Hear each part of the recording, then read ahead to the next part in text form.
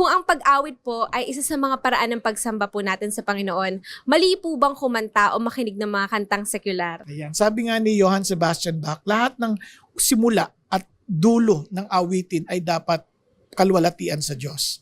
Ngayon, kung ang kanta, bagamat secular, ay meron namang sense na nagbibigay ng pagpupuri sa Panginoon Diyos, wala namang problema, di ba, na makinig.